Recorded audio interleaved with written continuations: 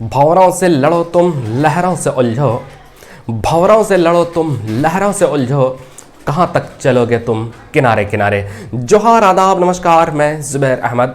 आज की जो मैं कहानी आपको सुनाने जा रहा हूँ, ये कहानी है राजा की और हीरे और कांच में कैसे परख होती है और एक कैसे अंधा व्यक्ति हीरे को पहचान लेते हैं और राजा की नाक कटने से बचा लेते हैं, यानी कि राजा को इज्जत तार तार होने से बचा लेते हैं, राजा को हार का सामना नहीं करना पड़ता है।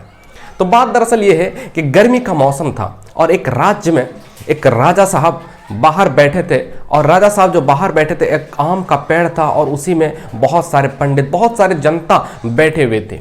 उसी में एक राहगीर आते हैं और आवाज़ देते हैं कि मैं राजा साहब, मैं आपसे मिलना चाहता हूँ। तो राजा साहब ने कहा कि आखिर बताओ बात क्या है। कहा कि मैं कुछ चीज़ें लाया हूँ और बहुत सारे राज्यों से जीत करके आया हूँ और राजा से ही मैं सवाल करता हूँ और जो वो जवाब देते हैं तो वो राजा की जीत हो जाती है और अगर वो जवाब नहीं दे पाते हैं तो राजा की हार हो जाती है। कहा कि आ जाओ अंदर। अंदर आते हैं, टेबल रखी हुई थी, टेबल पर एक कांच का टुकड़ा और सेम उसी प्रकार से हीरे का टुकड़ा दोनों रखा हुआ था। तो उस अनजान व्यक्ति ने राजा के सामने शर्त रखी। राजा के सामने शर्त यह रखी कि इनमें से एक कांच का टुकड़ा है, कांच का हूबहू कांच का टुकड़ा है, मतलब हूबहू हीरा की तरह बना हुआ, दोनों सेम था।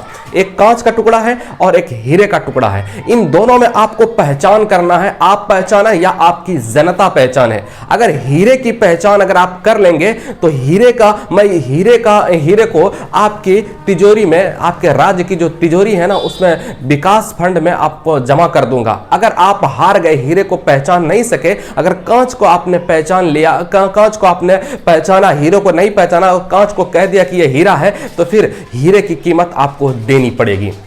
तो ये शर्त अजीब थी कि अगर जो हार गए, दोनों सेम था, जरा सा भी कोई अंतर नहीं था, दोनों सेम था, कोई पता ही नहीं कर पाता था। और अक्सर राज्य के राजा हार जाते थे, राज्य के राजा हीरे को पहचानने में हार जाते थे और वो उतना कीमत लेकर के वो चलता था। कहा कि अब आपके राज्य का नंबर है और आपके राज्य आप सामने हैं, आप अगर चाहें तो आजमा लें। अब किसी को हिम्मत नहीं हो रही थी। कहा कि चलो अगर हार भी जाए तो कम से कम इसकी कीमत तो अदा कर देंगे, लेकिन डर था कि राजा की इज्जत चली जाएगी, राजा का नाक कट जाएगा, डर इस बात का था। उसमें से एक अंधा व्यक्ति था।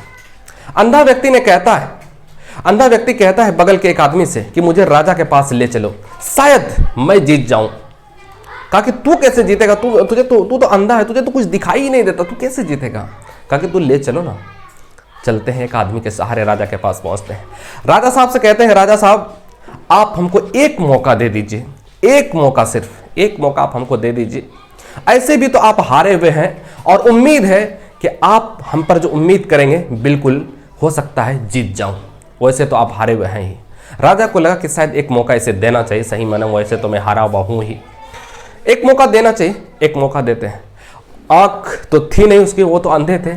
ऐसे हाथ में टच करवाता है, एक हाथ में टच करवाता है शीशे कांच का टुकड़ा को, एक फिर थोड़ी देर के बाद फिर हटाते हैं और फिर दोबारा उसको जो है ना कांच के टुकड़े को, और फिर थोड़ी देर के बाद हीरे के टुकड़े को उसे टच कराया जाता है। बस कुछ ही सेकंड में वो बता दिया कि ये हीरा है। और उस अनजान व्यक्ति, वो जो राहगीर था, राहगीर कहता है बिल्कुल राजा साहब आपकी विजयी हो गई, आप जीत गए। अपने वचन के अनुसार ये हीरे को आप अपने राज्य के विकास फंड में मैं जमा करता हूं, राज्य के तिजोरी में विकास के लिए मैं जमा करता हूं। सब लोग तारीफ कर रहे थे और सिर्फ एक ही बात जानना चाह रहे थे कि एक अंधा व्यक्ति कैसे हीरे को पहचान लिया, कुछ सेकंड पे ही मैं बता दिया कि यही हीरा है। और पूरी कॉन्फिडेंस के साथ कहा, कुछ ही सेकंड में।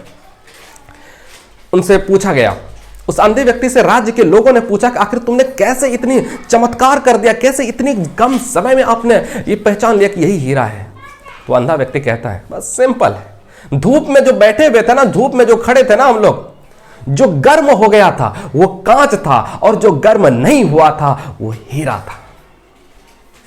इस कहानी से हमें शिक्षा मिलती है, इस कहानी से हमें यह शिक्षा मिलती है कि जिंदगी में कभी कभी बहुत बड़ा समस्या आ जाती है, बहुत बड़ा समस्या है, लेकिन उसका सॉल्यूशन बहुत आसान रहता है, बहुत आसान रहता है सॉल्यूशन। शायद अगर अच्छे से गौर करें तो शायद उसका हल निकल जाए। मिलते हैं फिर किसी नेक्स्ट वीडियो में, तब तक के लिए जय हिंद।